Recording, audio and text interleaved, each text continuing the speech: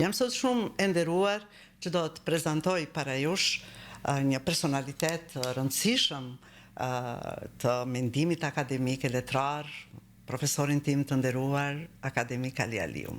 Profesor, do të referuam kështu. Profesor, mirë se erdha. Faleminderit, mi se u gjeta. Të falenderoj që i e përgjigjur ftesës sonë, emër të gjithë dëgjuesve të Radio Kosovës. Me kënaqësi dhe unë i përshëndes të gjithë dëgjuesit tuaj. Para pak ditësh, në Tiranën me shi, festuat 92 vjetorin e ditëlindjes tënde. I rrethuar mes miq, kolegësh, artist e shkrimtar, njerëz të artit, kulturës. Një jetë e tërë mes librash, një jetë e tërë mes studimesh, kritikash. Ishte diçka entuziaste, profesor, sepse sa hapa telefonin, pash që të kishin uruar, pothuajse shumë njerëz. Me fjalët më të ndjera, për të mos i bën tani dhe për t'i komentuar, nga Akademia e Shkencave deri tek personalitetet, si thash, të artit e të kulturës e letërsisë. Nga përvoja juaj jetësore, profesor, dhe akademike, si e shihni letërsinë në Shqipë sot? Sa ka evoluar fjala, si komunikon letërsia me shoqërinë, edhe çfarë zëri mbart gjithë krimtaria letrare? Po, letërsia shqipe si të gjitha letërsitë popujve normal, me tradit, jona me një tradit të lashtë, gati antike, ka shënuar epokat kryesore letrare. Thënë, çdo epokë ka patur karakteristikat e veta, që nga antikiteti, mesjeta, rilindja, romantizmi dhe me radhë, dhe në një mënyrë dhe kur jo në formë të drejt për drejt, kur ka filluar të shkruhet më vonë, ajo në një mënyrë i ka shënuar, i ka përthithur në një mënyrë ato përvoja dhe letërsia jonë nga ky aspekt është një univers letrar që i ka të gjitha kthesat dhe epokat karakteristike të letërsisë botërore.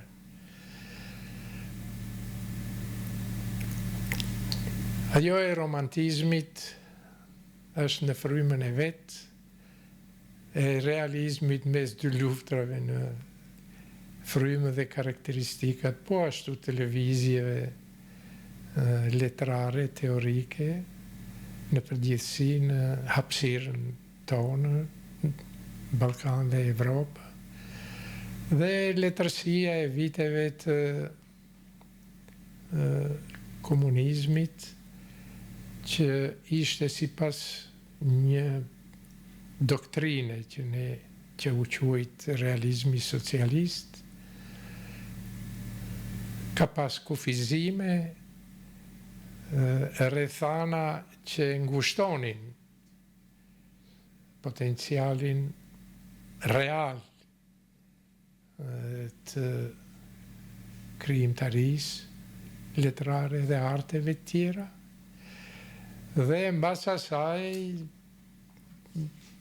jemi në epokën, në shekullin e 21, pak a shumë përputhen epokat shekullore me këtë, në trendet e letërsisë evropiane dhe botërore.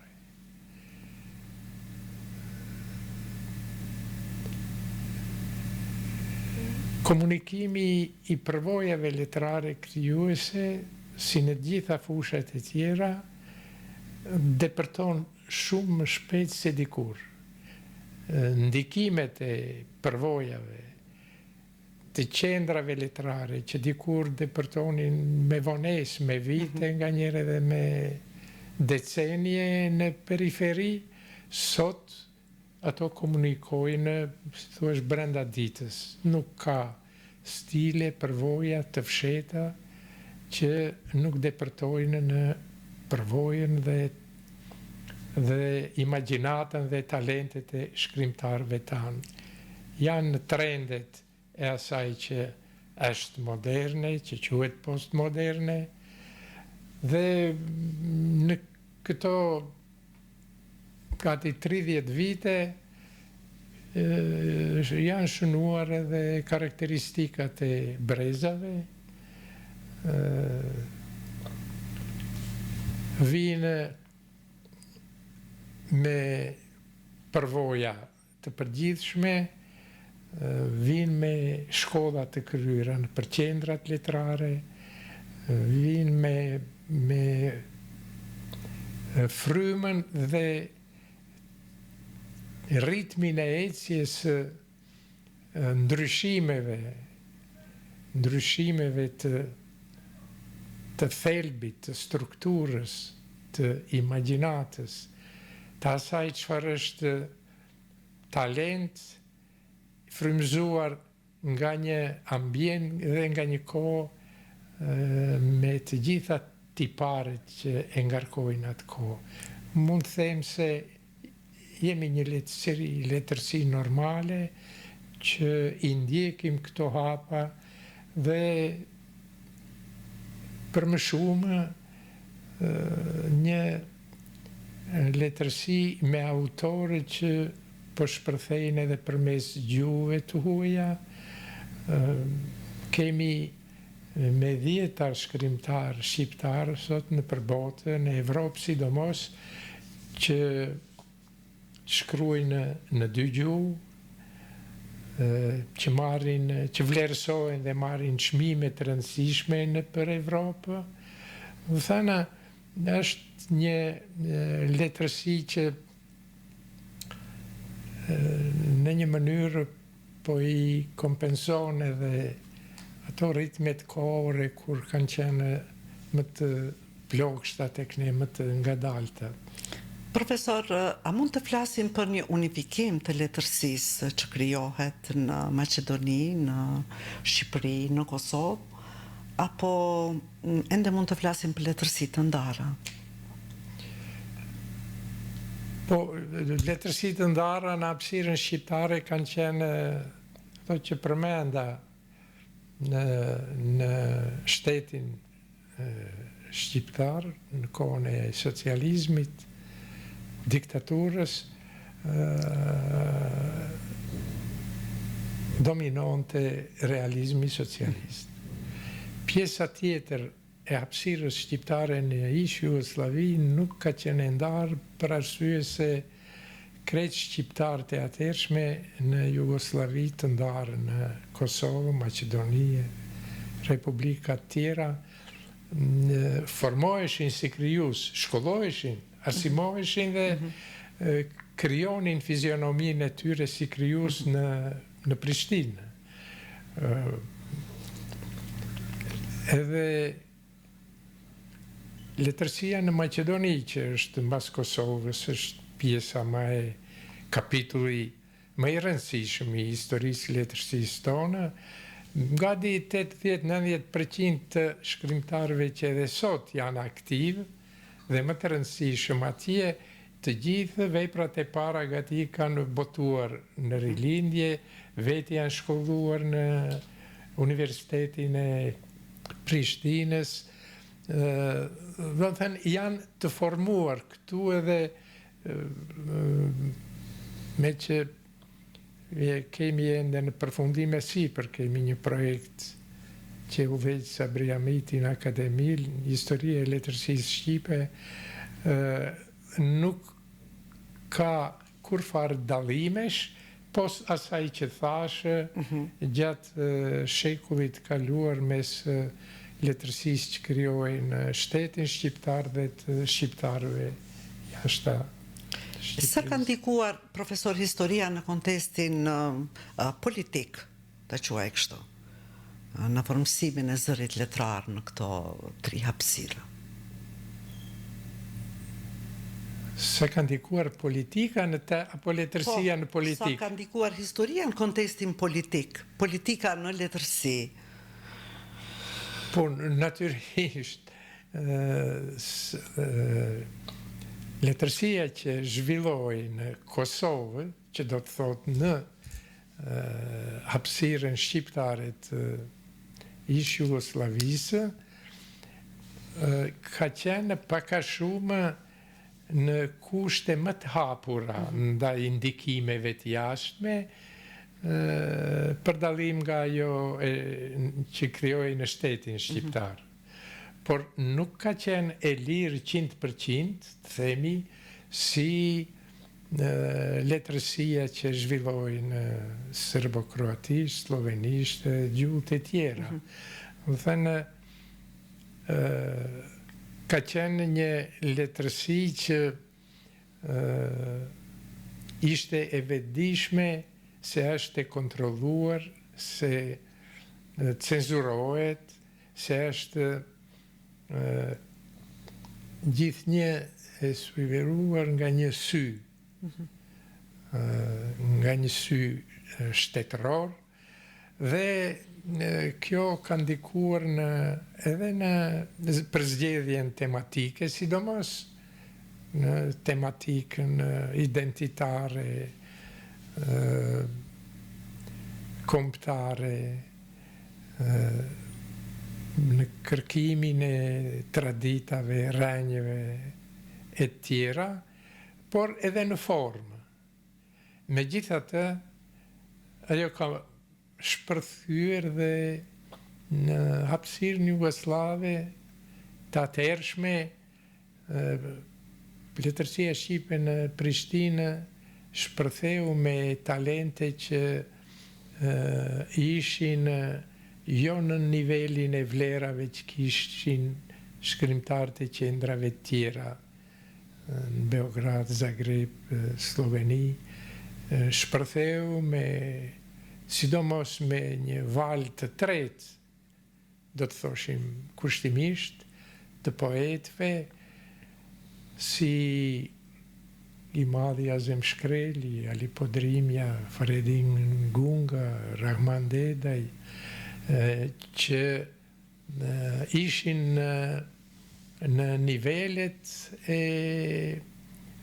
poezisë të atërshme në kryeqytetet e Jugoslavisë. Pos shtërngimeve, natyrisht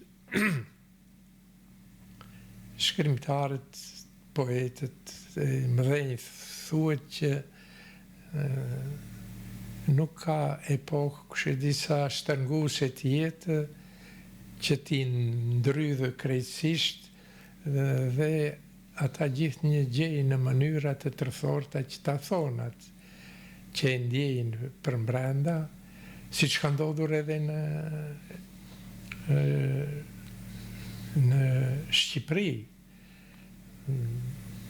Kadereja ka thënë krejtat e që e ka ndjerë për botën shqiptare, për një botë me rrenja antike, me qytetërim antik, dhe pikërisht atë botë duke u fshehur mbas të kaluarës historike, u asilte shqiptarëve në atë gjendjet të mbyllur. Kështu bënin edhe poetët e mëdhenj që i përmenda, edhe Azemi dhe Ali Podrimja, që gjenin mundësi në mënyrë metaforike ta shprehnin edhe barën, tendosjen e brendshme, mungesën e hapësirës të plotë, gjetën një formë dhe një figuracion poetik të cilën e kapi dhe e kupton të rinia e atërshme, dhe kishte edhe ajo këtë frymë që me gjithatë në vend të vetë, po nuk është plotësisht e lirë në vendin e vetë, dhe ky brez arriu të gjejë një komunikim të tillë që edhe metaforat, simbolet më të tërthorta t'i kuptojë në çdyer dritare trokisnin. Për të ndjerin djalin e vet, Ali Podrimja thot, po pse nuk shkove të luftosh barem për Palestinë, po vdiqe kështu e. Do thënë, një gjuhë simbolike që e kapën edhe komunikoi se edhe brezi që shkolloi në atë kohë këtu s'kur kishte një frymëzim që duhet ta kapin kohën e humbur, duhet të ecin me një ritëm më të shpejt në të gjitha fushat. Si profesori ndaj këtë përshtypje që nuk ka pas nevojë të imponoj gadi me sforcim ideja për të mësuar, për të ditur, sikur e kishin të lindur vetiu ai brez, ato gjenerata për cilat flas unë. Ju, profesor, keni njohur nga afër Ismail Kadarin, Dritra Gollin, Pato Sarabin, ne mos them me qindra autorë të tjerë, njerëzit emblematik të kohës, edhe në ditët tona, gjuha e tyre, komunikimi, ironia e vargut, si shpërputhet me të gjitha vitet që kanë kaluar, që jetojnë dhe shpresoj që do të vinë më pas. Që bën një rrugtim kaq të gjatë në letërsi,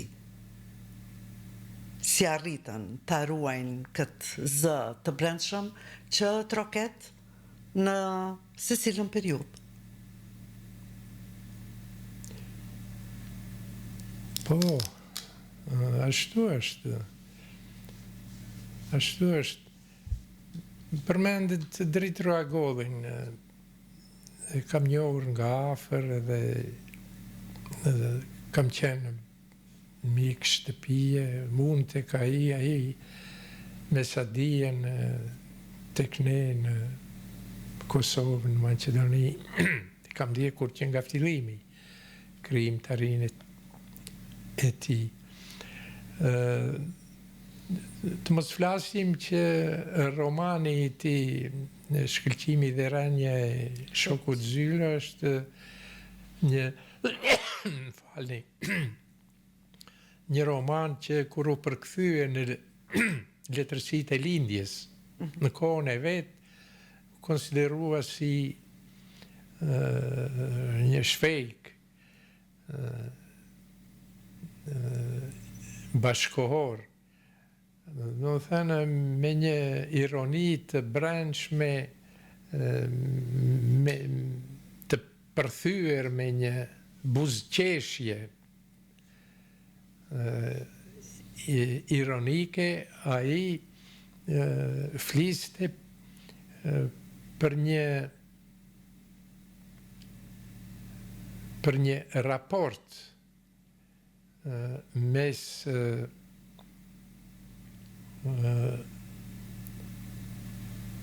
të pushtetarëve dhe jo pushtetarëve të atërshme,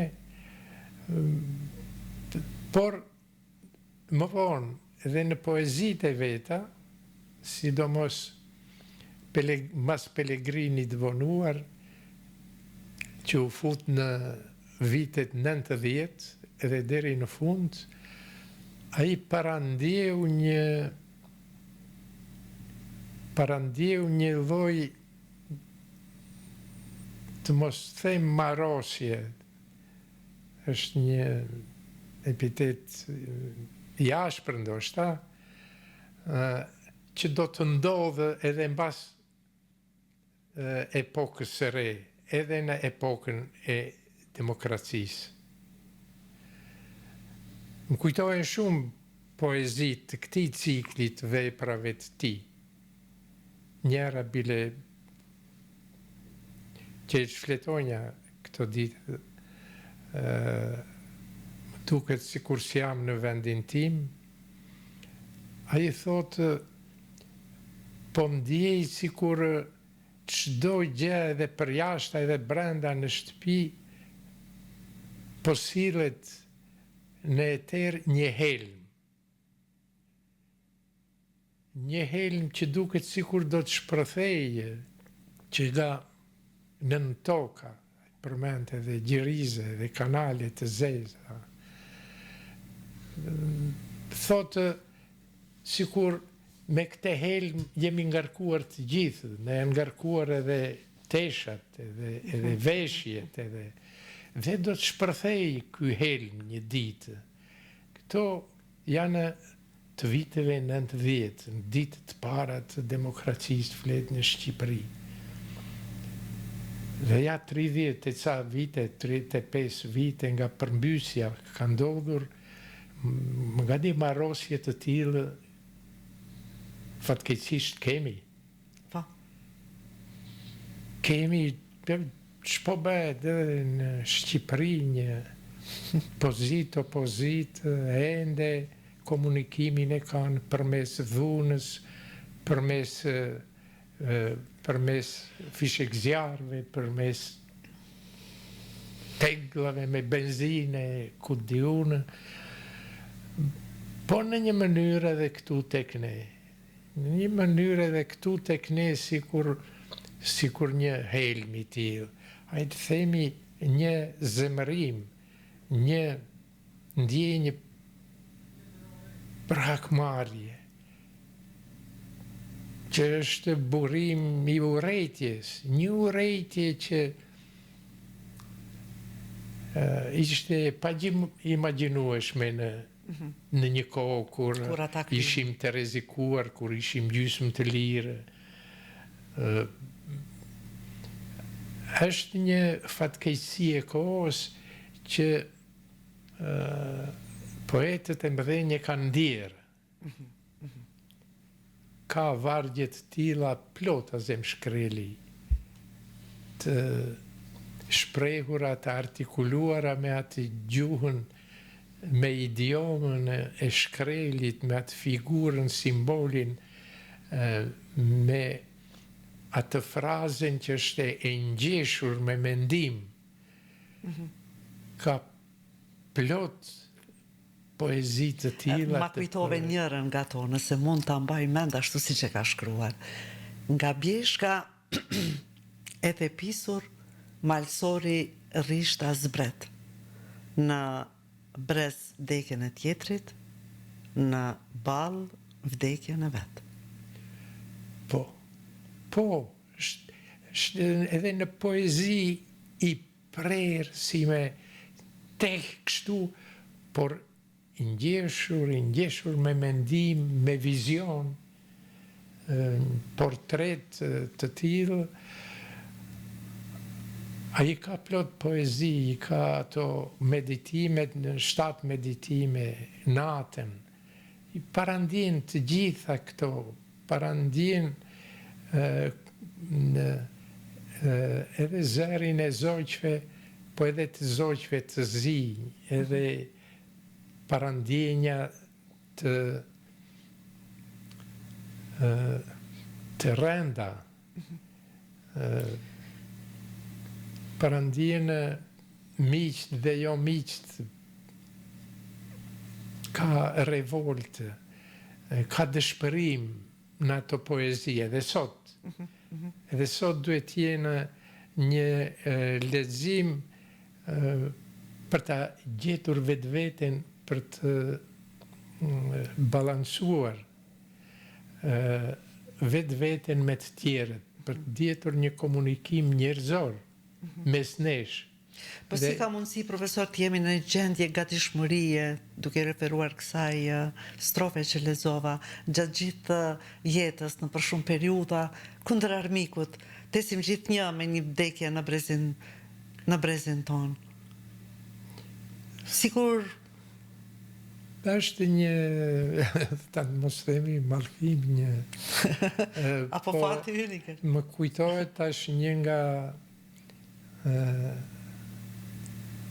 figurat ndërkombëtarit të politikës që ka qenë në krahun tonë, që ka ndihmuar Kosovën që në vitet 90 sidomos, para një 10-15 ditëve, më ra në sy një deklaratë dëshpëruese e tij. Thot, po atëre e pamë dhe e ndjejmë nevojën që kosovarët shqiptarët duhet t'i mbrojmë nga pushtuesi, nga të tjerët. Po tani ç'është kjo që ne sikur duhet t'i mbrojmë nga vetvetja ata? Do thënë është një periudhë që të lutemi tjetë sa me shkurtër mos gjasë kështu siç janë këta muaj kalimi. E përmendëm Dritra Gollin, këtë poetin e tokës, poetin e thellësive, në vargun e thjesht me shumë thellësi. Thellësit janë gjithmonë të errta. Agolli i ka bërë ato të jenë ndriçuese, edhe ka bërë atë vargun e tij për fshatarin e thjesht, për bujkun, për njeriun e mirë, tjetë sikur ai mozaiku që ka plotësuar botën e tokës, botën përreth, po shkrimtarin e kapshëm, ndryshe nga Kadareja që ishte pak më shumë elitar, ta themi, për elitat shoqërore. Kam shkëputur nga ky libër profesor, Dritra Golli, pritet edhe pak, që e ka nxjerrë shoqeti Sadia pas vdekjes, një poezi sigurisht do të ketë qenë ke vitit 2007. Në shekullin e ri, tani kemi hyrë, të ralla mbeten qimet, dhëmbët ranë. Mi shek të gërvishje në ftyrë? Thojnë të iluzioneve Milan.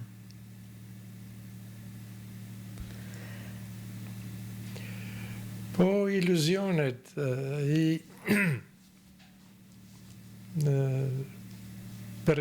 Pellegrini i vonuar, që është një nga përmbledhjet më të mira të tij, edhe që e filloi serinë e ciklit të poezive të periudhës në demokraci.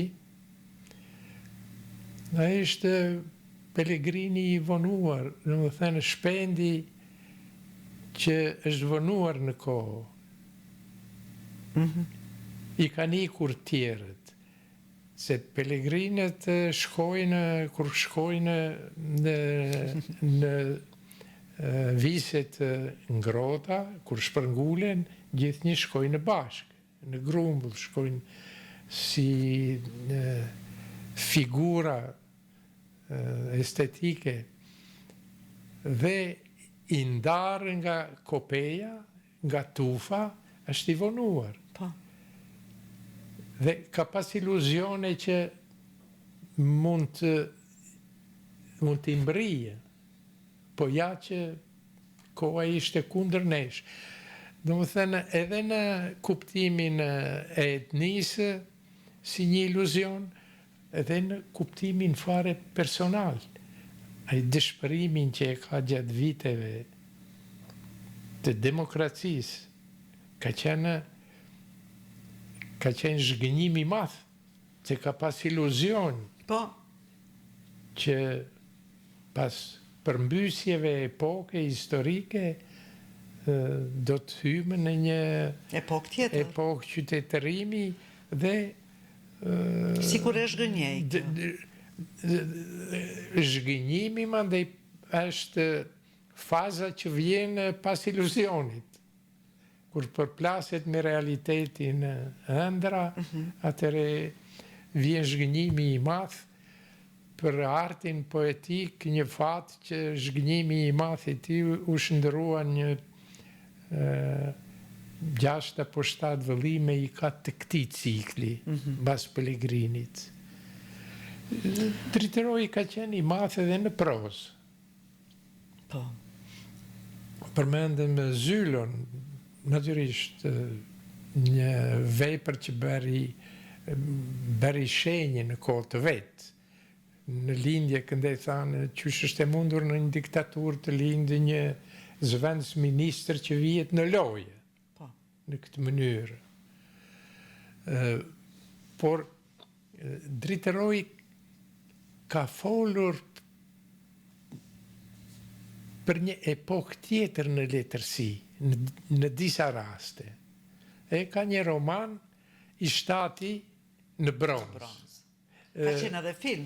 Jo, titulli I romanit është Komisari Memo. Mandej, kur romani është bërë film, e kanë pas I Shtati, është I Shtati në bronz. Nuk e di mund tjetë edhe I teti. Vetë I teti. Po, në të vërtet, thelbi është ky. Ngjarja është nga lufta. Nga lufta çlirimtare. Dhe në një zonë të Shqipërisë ka formuar një brigadë për çlirim, një I quajtur komandant Rapo, personazhi komandant Rapo. Dhe ky e bën luftën shumë mirë, ky Rapoja. Po në luftë ka hyrë që jemi të rrezikuar edhe I mbledh krejt çfarë ka hapësira, krajina, fshatrat, rrethet, I mbledh luftarët edhe lufton. Dhe mbas luftës prap do ta bëjmë punën secili, atë punë që punon. Që kemi bërë. Domethënë, edhe e bën luftën mirë. Dhe këta shtabi qendror I dërgon një komisar Memo, politik domethënë. Dhe donë që ta kanalizoje këtë. Ky se pranon, se thot vjen me ato me direktiva.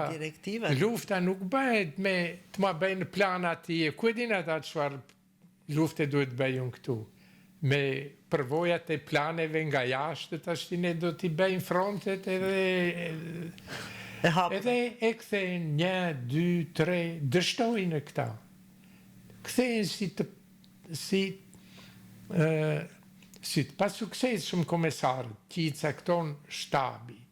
Edhe kthehen tash I 7, 6, 8.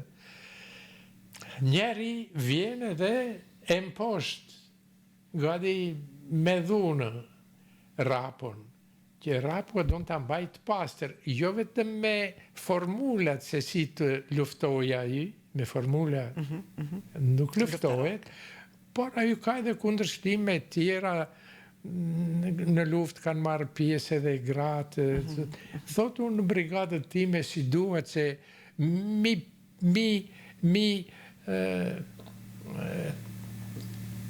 mi bëjnë të plogësh luftarët. Unë, domethënë, ai ka filozofinë e vetë që pullon nga toka që shpesh kështu e kanë mbrojtur trollin e vetë. Dhe ku është tash kompromisi që Dritoragolli I bën sistemit? Dhe personazh kryesor e nxjerr komisarin Memo. Lexuesi normal gjatë gjithande impresionohet me komandantin Rapo. Ai është kryesori. Por ai e nxjerr komisarin, bën një kompromis që ta botoj romanin, që ta botoj edhe Rapon, ose një roman tjetër që ka njeriu me top, e zgjidh njeri edhe armën më të fuqishme kundër armikut, topin e strehon në shtëpi. Lufta kryet e topi I mbetet I pashkrepur. Edhe ky çfarë të bëj që tavern në lëvizje e ja gjuan sanën kojshisë, ande domethënë të ardhme ne do të filloj edhe kjo. Kur s'do kemi me kë, do të bëjmë me zveti. Domethënë vizioni I shkrimtarit shkon shpesh shumë para lexuesit, para kohës. I parandjen docente, njësoj si në prozë, për cilën folëm në fillim. E kanë realizuar shumë bukur kino studio filmin I Teti në bronz, në mos gabofsha me autor, me regjisor, me Vlan Shanaj, në mos gabohem. Ky dritëroi I tillë, siç e përshkrove ti, tani pas iluzioneve të veta I nxjerr mëkatet, sidomos gjatë viteve të fundit. Këtu prehet dritëroi ynë. Në ndej si mëkatar dhe si poet. Mëkate ndofta nuk do të bënte shumë, sikur mos kishte qenë deputet. Që ndikim pati profesor inkuadrimi ti në sferën politike, deputeti, Parti Socialiste, për disa mandate në mos gaboj? Po, deri në fund ka qenë. Unë e kam njohur dritërojin në fillim të viteve 70, kur ai ka qenë në një vizitë gjatë viteve 70, kur kishim atë bashkëpunimin e artën e. Ato vitet 70 ishin vitet të frikshme. Vitet më me bereqet për kombin. Ai bashkëpunimi, vetëm 10 vjet. Vinte shpesh, naftonte shpesh, se në fillim të viteve 70 ai u bë sekretar I shkrimtarve në lidhjen e shkrimtarve dhe artistëve, ku kryetari ishte Dimitër Shteriqi, dhe me këtë status, në këtë post, Dimitër Shteriqi udhëhoqi ekipin e parë të shkrimtarve në vizitë Prishtinës. Vizitë e cila mandej pasoi me një vizitë të shkrimtarve të shoqatës tonë në Shqipëri, në vitet 70, në një 70 vjetor që organizua si konferencë për në infrashëri. Për Lasgushi ishte gjallë, profesor, pse nuk erdhi ai? Po, ju hapet një kapitull shumë dhimbës në një mënyrë të asaj kohe. Lasgush Poradeci, poet I madh, mbahej në një mënyrë si në një atje në periferi, paka shumë, në heshtje. Dhe nuk ka qenë I vetmi ai që kishte etje të madhe të vizitonte. Po një etje deri dramatike, ka patur plot figura tjera të shquara të kulturës dhe letërsisë shqipe, dhe për bindjet e mia, ky ka qenë Skënder Luarasi, I cili ndëronte të vijë ta shohën lindjen e Isa Boletinit, që I pari ja bëri monografinë, edhe kur ne ishim në vizitën e parë në Shqipëri si në vitet 70, si delegacioni I shoqatës, kur ai erdhi në një kafe I paftuar nga ata që na shoqëronin, Skënderi, profesor Skënderi, dhe s'kërkoi leje nga kurkush, u shoqërua me ne, I tha dikush, profesori janë mysafir nga Kosova, tha s'ka nevojë të më thuash se duken si Lisa, si Isa Boletini, e përmendi, dhe nga ana jona që ja dini me emrin, Na erdhë shumë mirë, po e ndjem me njerë që ai nuk ishte i ftuar. Sigurisht. Një figurë e madhe si Skënder Luarasi që përktheu Faustin, përktheu Goethen, përktheu Shakespeare-in, që ishte major në luftrat shqiptare në Spanjë. Ishte në gjendje të tilla dhe për fat njëri nga kolegët me cilët ishin bashkë në atë grup shkrimtarësh, prozatori, romancieri Nazmir Rahmani, ishte drejtori shtëpisë botuese, Rilindje, dhe ai kishte pas në dorë një informim që libri për Isa Boletinin flen diku në shtëpinë botuese në Infrashëri. Edhe e pyeti atë, i tha, unë kështu e di, edhe ajo përgjigj kështu. Tha, po, 2 vjeta, 3 vite që është, tha, po, vitin e parë ja mori radhën Lenini, vitin e dytë Stalini, vitin e tretë, ky tha, do t'i vi radha ndoshta, dhe i la Pa fjalë. pa gjuhë ata që na shoqëronin, edhe që ishin njerëz të politikës. Po, se që na ta një vërtet. shoqëronin. Dhe thënë, ajo e kishte ëndër që të vijë, nuk e lanë.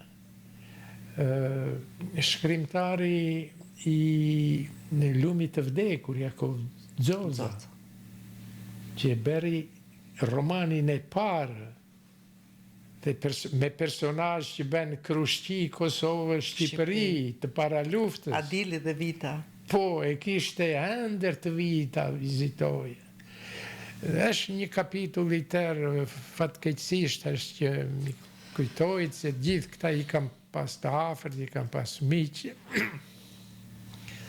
Ashtu ka qenë Periudha. periudha. Të ndalemi pak, profesor, pak të kritika letrare, se keni bërë një punë shumë të madhe, shumë vjeçare në kritik letrare. Metodat e vlerësimit kritik dallojnë nga ato në Shqipëri, e në Kosovë, e në Maqedoni? Apo Për në periudhat që thash që zhvilloheshin në 2 sisteme, realizm socialist dhe letërsi e hapur, ka patur natyrisht, do më thënë, edhe kritika e atërshme në Shqipëri promovon të vepra që e përkrahin, i besojnë socializmit, i besojnë personazhit pozitiv, do më thënë në këtë frymë, këtu ka qenë njësoj si letërsia dhe kritika pak më e hapur, natyrisht edhe kritika e këtushme në ish Jugosllavi përfiton të pak nga fryma demokrate që kishte kritika në Zagreb, në Ljubljane, ku di unë, nuk vinte 100% e tillë edhe për në Kosovë, po ishte më e hapur se ajo në Shqipëri. Dhe këtu lindi një brez i kritikës së parë, më të shquara në fillimet e asaj periudhe të letërsisë këtu ishin Esat Mekuli, Vea Pshita, më vonë erdhi brezi tjetër, pak a shumë, Recep Qosja, Mensur Raifi,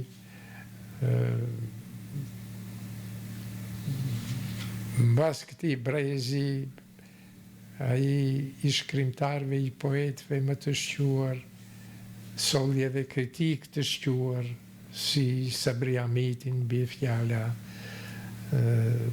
Domethënë, edhe kritika në një mënyrë ecte hapave të trendeve të saj, nganjëherë edhe me një frymë që mund të shkonte pak para si teori, para trendeve të poezisë, të prozës, por gjithsesi ka qenë një shtyllë që krijoi fizionominë e vet. Në aso kohë ka qenë më e pranishme kritika, për arsye se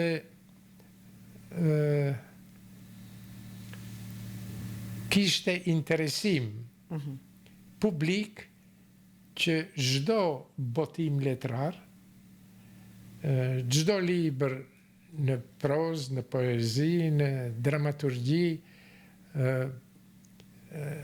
e shkrimtarve me emër apo e shkrimtarve të ri, me librat e parë, pa tjetër do të shënoj publikisht, pa tjetër do të vlerësoj, që në fillim shtëpia botuese Rilindja, gjithnjë çdo dorëshkrim e dorëzonte në, të thosha, në penën e dy lexuesve kritik, recenzent, që do t'jepnin vlerësim E tyre?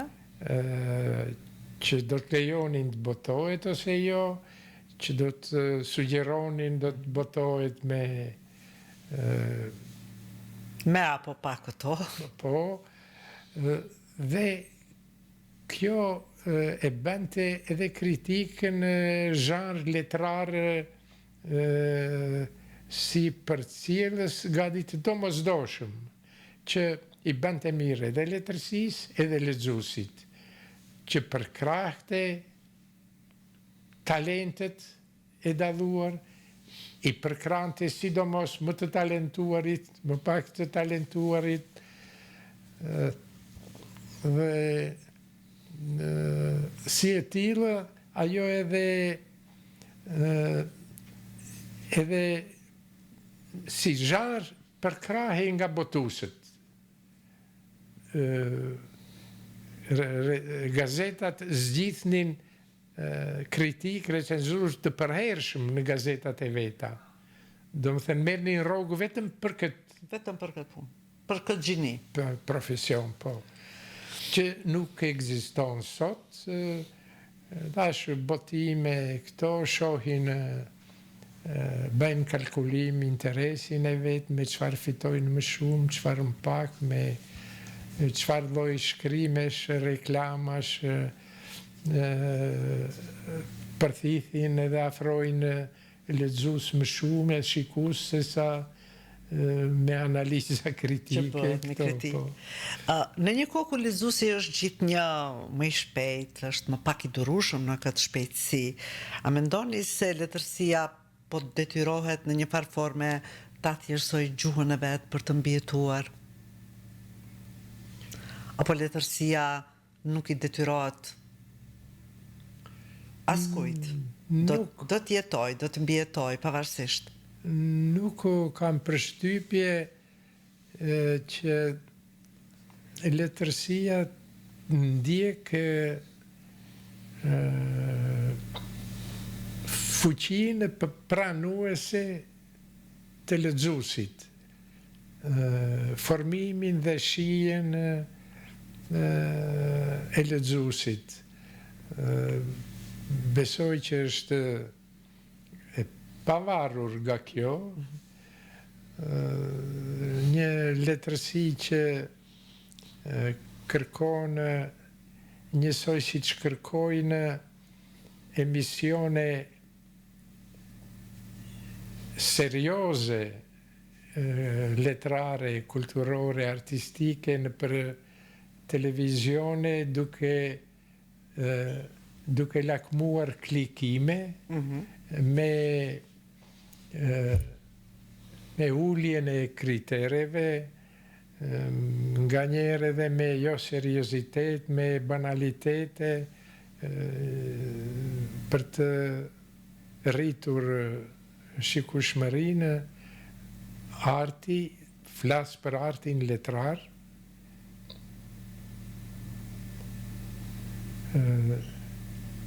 që ne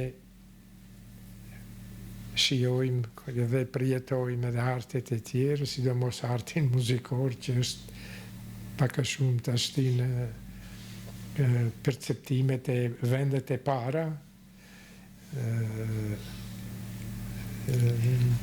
u fatkeqësisht edhe talente në mesatare janë çdo ditë në reklamë dhe kanë shikueshmëri të 200% më të madhe se një poet i talentuar që do mbetet për jetë. Përjetojmë edhe krizat të tilla, fatkeqësisht. Një ditë një shoqe imja, profesor që jeton larg, po më shkruante, të përqafoj elektronikisht. Si u bëka kjo punë? Të përqafohesh elektronikisht, pa e ndjerë lëkurën e njerëzve më të dashur, pa përquar energjinë, dhe të vjen për të qarë. Po e vje dhe poka digjitale shpirtin e njeriu dhe në veçanti të artistit. Tashi, ky kapitulli i pyetjes më fut në sferë që unë nuk jam se ndjej veten shumë kompetent. Se çfarë do të bëhet, se ritmi i befasive që dikur na vinin njerë në 10 vjeta, 15, tani na vinë brenda ditës, nuk e di çfarë do ndodhë, sidomos me këtë inteligjencën artificiale. Nuk e di sa po fiton njeriu me të dhe çfarë fiton dhe sa humb. Dhe sa po humbin. Dhe sa do të humbë, me siguri unë nuk mund ta parashoh, por që një gjendje pak a shumë konfuze ekziston një periudhë konfuze, jo me një qartësi figurative që njeriu me vetbesim të plotë ta pranoj ose jo, të shkelin në këtë hapësirë të re ose jo. Përjetojmë qaste që para 20 viteve s'mund të na i kapte as imagjinata. Dhe unë besoj në një gjë, që tash nuk duhet të priten 20 vite, po unë besoj që edhe brenda një viti, 2 mund të linë diçka që ne sot se mendojmë do. Jetojmë në një periudhë të tillë që sa mund të ndjehet interesant dhe sa mund të ndjehet me një kreshëri që në imagjinatën e njeriut krijon vizion të pa imagjinueshëm. Është një periudhë që do ta kaloj si fazë njerëzimi, besoj. Kjo është ajo që ju e shpjeguat në mënyrë më të mirë të mundshme, profesore, mbajtet një balans, duke marrë nga ajo pak të mirat, pak të këqijat. E mira mbase është që libri po del shpejt, po lexohet edhe online. Nuk, do më thonë, e lexon një komod, e lexosh edhe në telefon, edhe në iPad, edhe do t'i ketë gjithmonë autori lezues të vet. Po, unë tashti natyrisht nuk veçoj nga brezi im që porallohet çdo ditë, dhe vizioni im unë edhe sot para se të vi këtu ktheva aty te ky Gazet Shiçi që është në fqinjësi me ju. Po. Edhe ka sjell disa gazeta. Bleva gazetat që i ble aty çdo javë, që dalin në Tiranë, ato 2-3 që vinë këtu në Tiranë, ende ishin nga 10 gazeta. Dhe unë jam mësuar, do të thënë, me atë që ta prek gazetën, edhe çdo mëngjes në Tiranë e kalonja gjysmore me gazetat e atjeshme në një kafe që ishte aty afër hotelit, quhet Mulliri, i kanë një seri kafesh të tilla bile u bëra gati 10 ditë i përditshme atje, shkonja edhe pinja një kafe ose 2 me gazeta. Do më thënë Kafeja nuk është vetëm për të pirë, shoqërohet me gazetën, me erën e saj, edhe formimi i brezit tim është i tillë, kështu. Nuk arritëm ta mbjetonim qoftë edhe as një gazetë ditore, as periodike.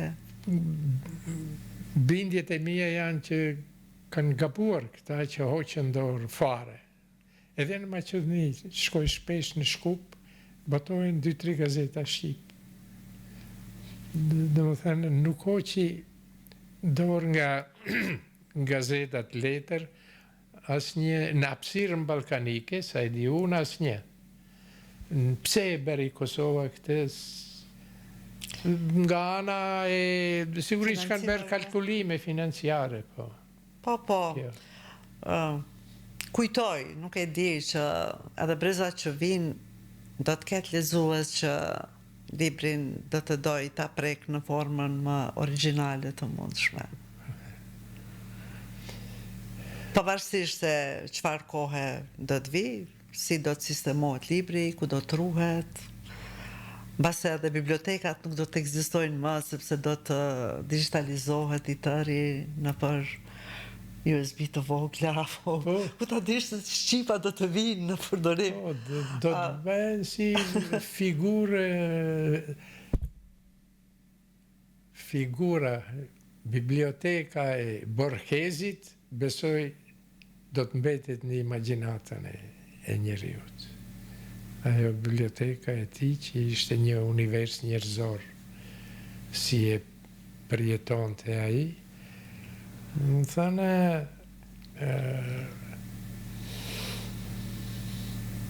kjo do të thotë që ku e dëgjova një ditë një idiom të tillë, njeriu e di, njeriu normal, e di që historia s'ka fund, edhe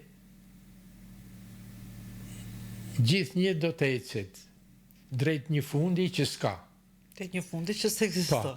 Por ajo do shënohet si histori, do lërë gjurma, do me thënë. Historia s'ka fund.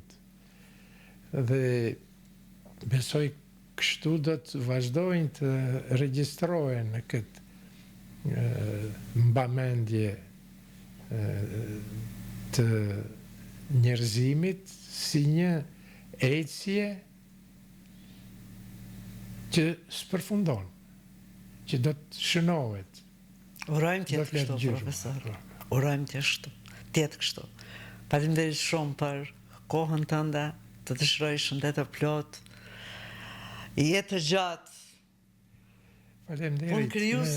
Ishte kënaqësi vërtet që me pyetjet më nxitët disa kujtime të mira, të bukura, po disa edhe dëshpëruese nga pak. Të urojmë, unë kam të uroj tani që kam edhe brezin e 4, kam të nipërve. Kështu që kam çfarë të uroj dhe kam në vizionin tim besimin se ky regjistrim do të vazhdoj si një familje e vetme, e vetë, por si një familje kolektive, do të vazhdoj kështu. Të shpresojmë. Shëndet e të vira, profesor. Faleminderit, edhe njerë kënaqësi.